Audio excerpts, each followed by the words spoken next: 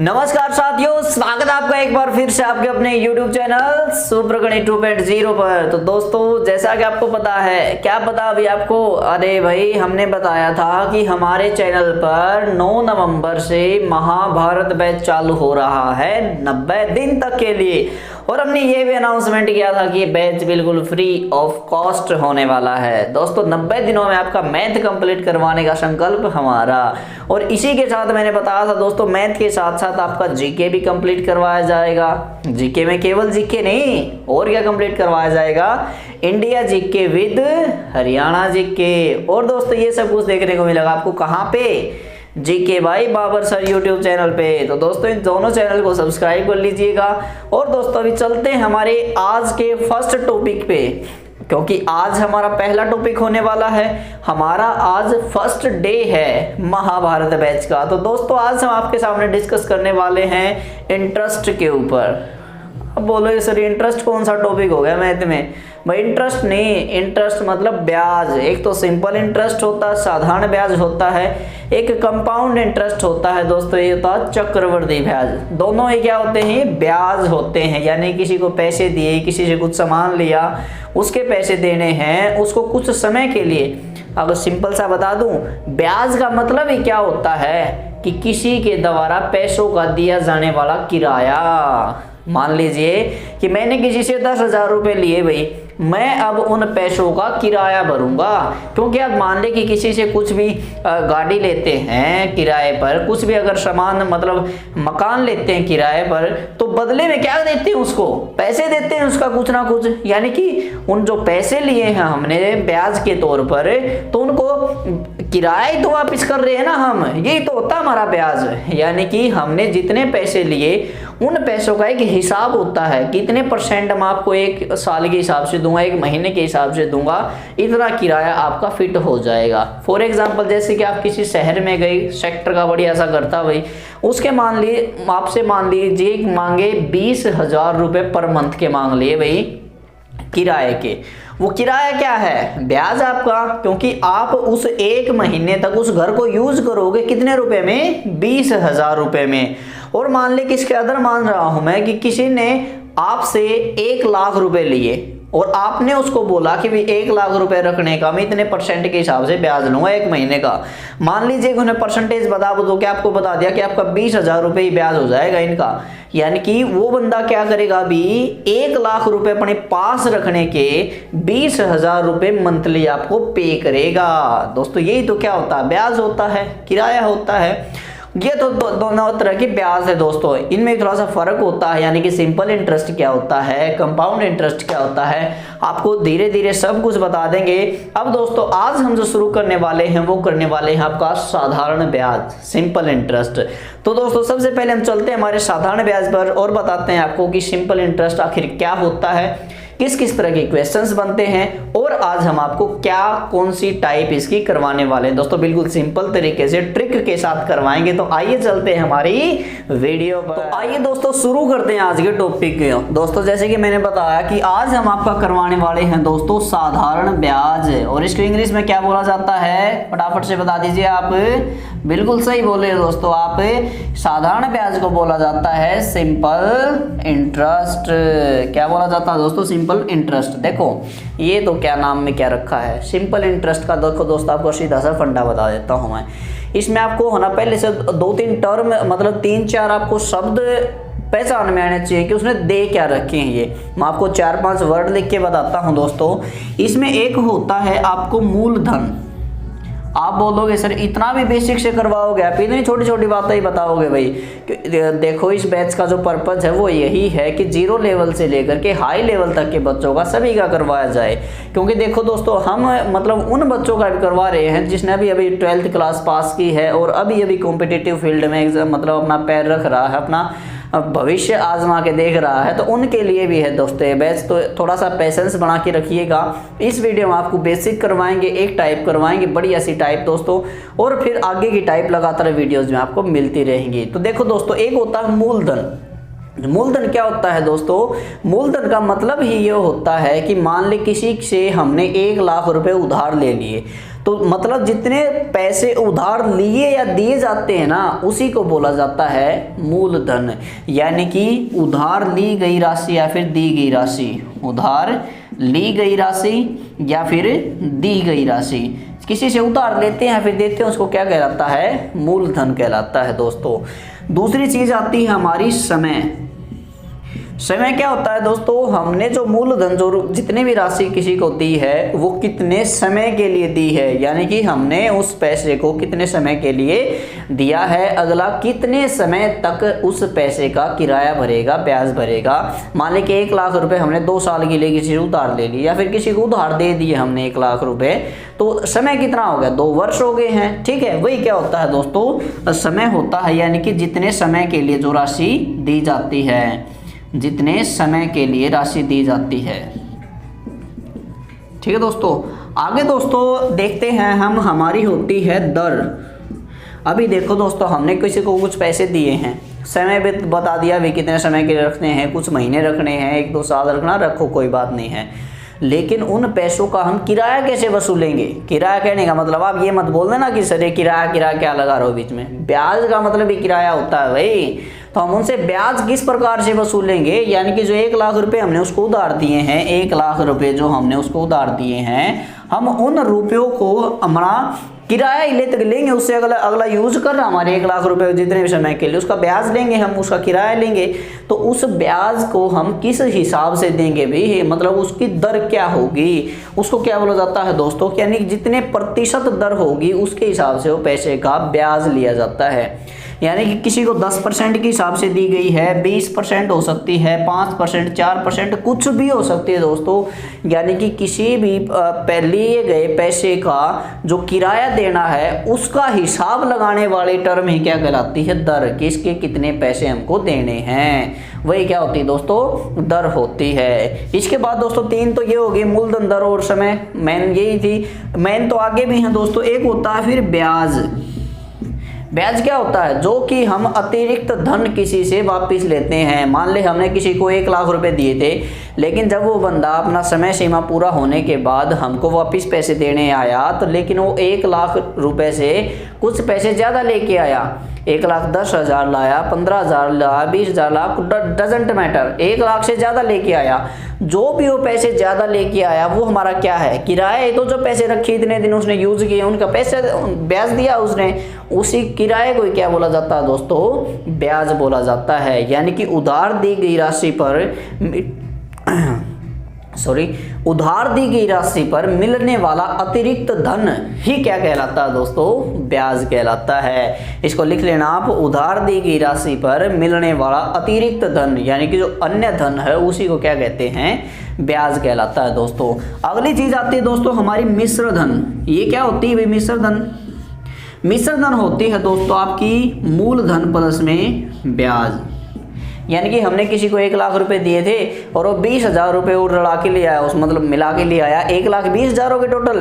तो 1,20,000 में टोटल जो 1,20,000 सभी पैसों को हम क्या बोलेंगे? मिश्र धन बोलेंगे। यानी कि मूलधन प्लस में ब्याज कर देंगे तो मिश्र धन होगा।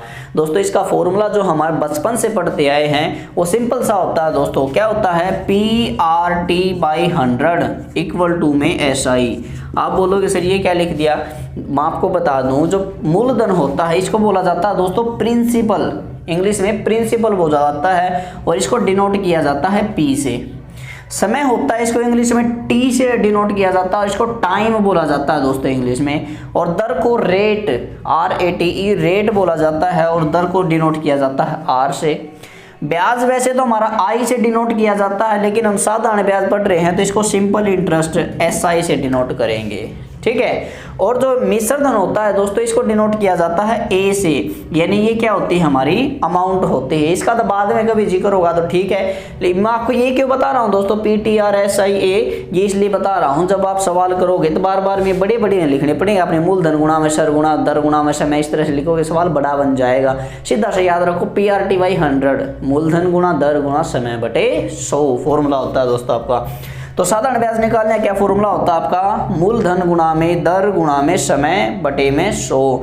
दोस्तों इसमें ना अलग अलग तरीके के क्वेश्चन आते हैं, जैसे कि आपको ना कोई भी इन 4 चीजें हो, देखो ये फॉर्मूले में कितनी चीजें यूज हुई हैं आपकी? 4 चीजें यूज हुई हैं और इन 4 चीजों में से आपको कोई भी 3 देगा और चौथी चीज के बारे में पूछ लेगा। यानी कि आपको साधारण ब्याज पूछ लिया, इसमें मूलधन दे रखा, दर दे रखा, समय दे रखा है और साधारण ब्याज पूछ लिया, लेकिन इनमें से भी तो कुछ पूछ सकता है ना। मान लें कि साधारण ब्याज वो हमको पहले ही दे दे, पूछे ना, और इन तीनों चीजों में से कुछ अलग से ना दे, एक चीज मिस कर दे। यानी कि मान ले कि इसमें मूलधन दे, दर दे दे, लेकिन समय नहीं दे, बता दे कि समय ज्ञात करो। तो इस तरह के क्वेश्चन भी करेंगे दोस्तों। उसके हम फॉर्मूले आपको बताते हैं कि आखिर किस चीज को निकालने का क्या फॉर्मूला होता है। तो देखो दोस्तों, बताते हैं आपको। तो देखिए दोस्तों, इन फॉर्मूलों को हम आखिर किस तरह से याद करेंगे। हमारा जो साधारण ब्याज तरीका निकालना होता है, आपको क्या देगा, मूलधन गुणा में दर गुणा में समय बटे में 100, सीधा सा लगा दोगे। लेकिन अगर आपको मूलधन पूछ लिया जाए, बाकी चीज तो 2 तो देगा, यानी कि मूलधन पूछा है तो दर और समय से कुछ ना कुछ देगा, तो सीधा सा फॉर्मूला होता है दोस्तों। इन तीनों का एक फॉर्मूले में क्या चाहिए, कॉमन होती है, सब के ऊपर होगा दोस्तों ब्याज गुणा में 100। इसके भी क्या होगा, ब्याज गुणा में 100 होगा, और इसमें भी दोस्तों ब्याज गुणा में 100 होगा। लेकिन जो नीचे है वो चीज थोड़ी सी पलट जाएगी। देखो, इन तीनों का जिक्र हो रहा है, मूलधन दर समय का। अगर इन तीनों में से कोई एक चीज आपको पूछ लिया जाए तो बाकी 2 को इनके भाग में कर दो। यानी कि अगर यहाँ पे आपसे मूलधन पूछा गया तो इसके भाग में क्या आ जाएगा, दर और समय आ जाएगा, यानी कि दर गुणा में समय। ठीक बात है। अगर आपको दर पूछ लिया जाए तो क्या आ जाएगा, दर को छोड़ दो, मूलधन और समय आ जाएगा, यानी कि मूलधन गुणा में समय। अगर आपको समय पूछ लिया जाए तो समय को छोड़ दो, बाकी क्या हो जाएगा दोस्तों, मूलधन गुणा में दर। सीधा सा फॉर्मूला होता है। सबसे पहले तो ऊपर दो, सब के ऊपर क्या आने वाला है, ब्याज गुणा में 100, और नीचे क्या आएगा दोस्तों, तीनों में से एक छोड़ के जो कि पूछा गया है, बाकी 2 को लिख दीजिए। यानी कि मूलधन पूछे तो दर और समय लिख दे, अगर दर पूछे तो समय और मूलधन लिख दे, और अगर समय पूछे तो मूलधन और दर लिख दे, बीच में सबके गुणा का निशान है। इस तरह से हो जाएगा दोस्तों। अब हमारी साधारण जो टाइप आती है, सिंपल से क्वेश्चन आते हैं, उन क्वेश्चंस को करते हैं और आगे हमारी टाइप को बढ़ाते हैं दोस्तों। जो हमारा सबसे सिंपल क्वेश्चन आता है, जो फर्स्ट क्वेश्चन आपका आया हुआ है दोस्तों, आपको उधर कोने में दिख भी रहा होगा।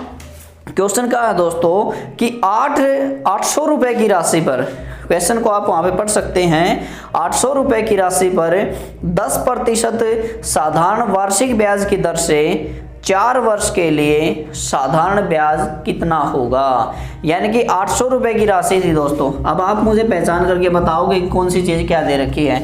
800 रुपए की राशि थी, 10% दर पर दी गई है, 4 वर्षों के लिए दी गई है। दर ने पूछा, मतलब दर को पहचान करने का तो सीधा सा फंडा है, मतलब सीधा सा तरीका है। 10 के आगे क्या लिखा पाएगा, हमेशा दर में प्रतिशत लिखा हुआ मिलेगा, पक्की बात है ये। ठीक है, यानी कि आपको 800 रुपए दे रखे थे, किसी को आपने 800 रुपए दिए हो, तो ये क्या हो गया दोस्तों, आपका मूलधन हो गया है।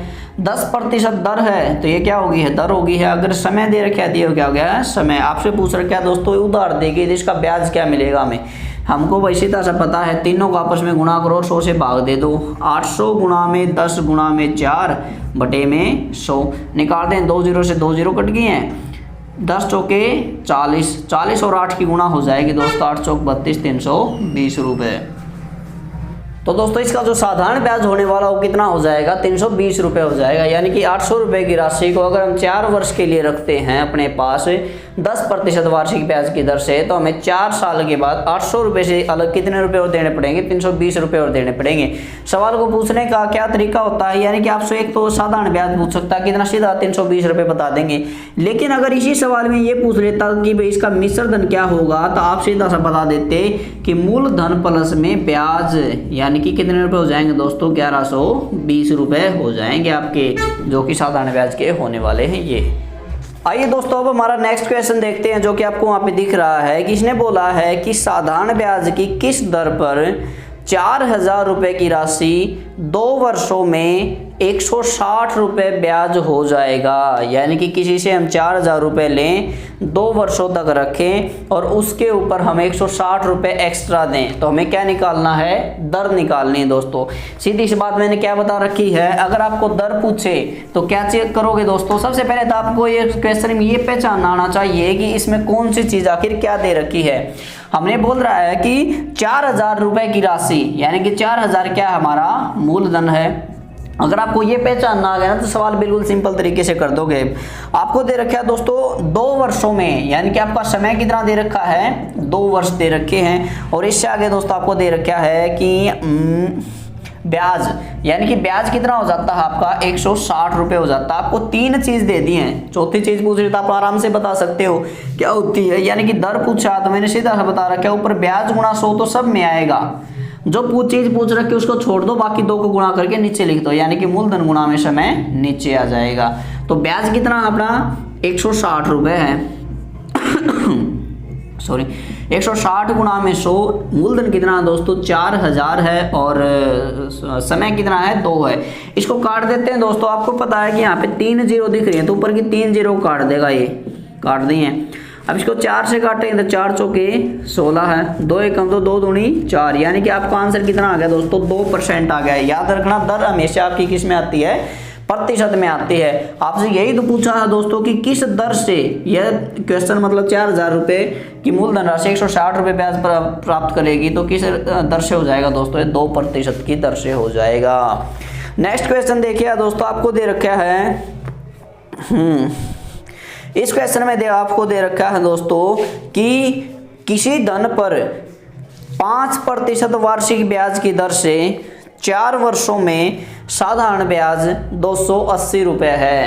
आप पहचान गए होंगे कि इस क्वेश्चन में कौन सी चीज कितने कितने दे रखी है। इसने बोला कि किस राशि का, यानी कि हमसे राशि पूछी है जिसका मतलब मूलधन तो हमको निकालना ही है। इससे आगे बोला कि इसने 280 रुपये ब्याज प्राप्त करता है, लेकिन दर कितनी दे दी इसने 5%। समय कितना दिया है दोस्तों, समय दिया इसने 4 वर्ष का, और इसने ब्याज हमको दिया है दोस्तों 280 रुपये। इसने बोला कि किस राशि का 5% वार्षिक साधारण ब्याज की दर से 4 वर्षों में 280 रुपये ब्याज हो जाएगा। आपको सीधा सा पता, अगर आपको मूलधन निकालना है तो ऊपर तो सबकी क्या होगा, ब्याज गुणा में 100, नीचे मूलधन पूछा तो क्या लिख देंगे, दर गुणा में समय लिख देंगे।